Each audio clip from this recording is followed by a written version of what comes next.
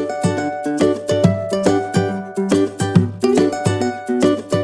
boys and girls, I bet you wish you were here right now.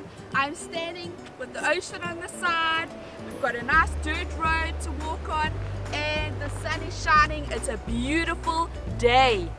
But I want to tell you a story about the one and only, can you guess, Jesus. This, boys and girls, is a very cool story because you know what's happening right now?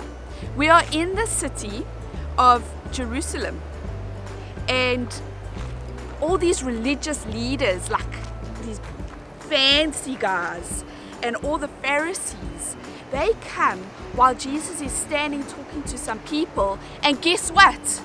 They bring with them this woman that they caught committing sin, and they say to Jesus, "Hey Jesus, look at this woman. She is so sinful. What are you going to do about it? What do you say we do? What do you think is the right thing to do?" They were actually testing Jesus to see if Jesus would take their side and be all holy and pretend just like they were. You know what Jesus did? You'll never guess. He did this. He got down in the sand. The Bible says that he wrote some stuff in the sand as well, but we don't know what he wrote. He said to the Pharisees, "All right, you're right.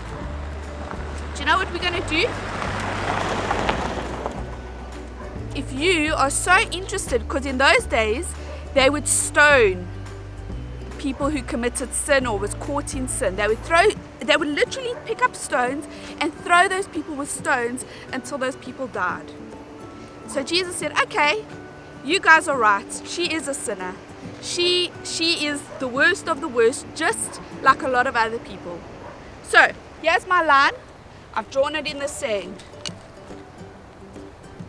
If you have no sin in your life, if you have done nothing wrong, I want you to throw the stone at her. Pick up a stone and begin throwing at her." You know what happened, boys and girls?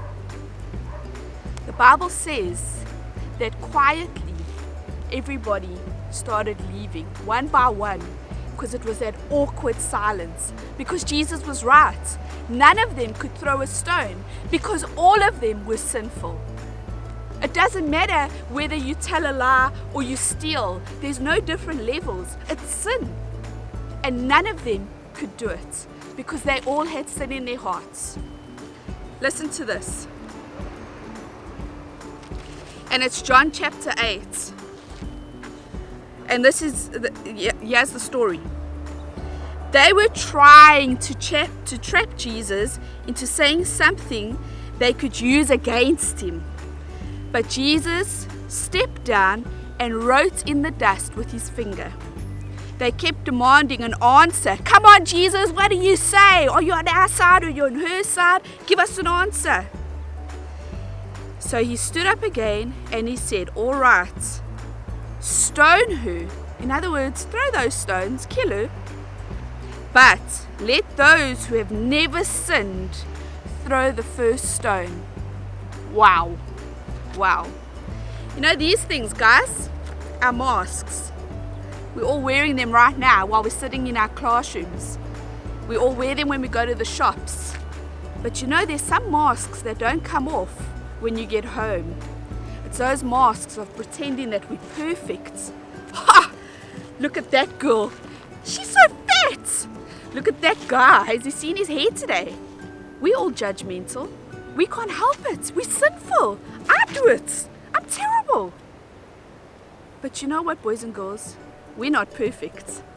And if we were in that situation, would we be like the Pharisees saying, kill her, she's sinful?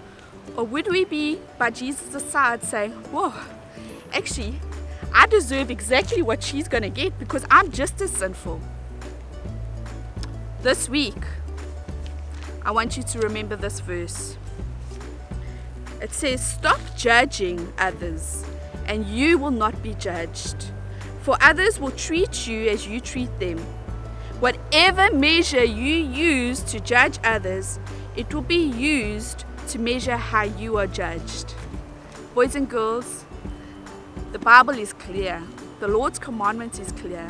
We need to love others as much as we love ourselves. Let's not judge. Let's not laugh at other people. Let's not criticize other people. Let's not pick up stones.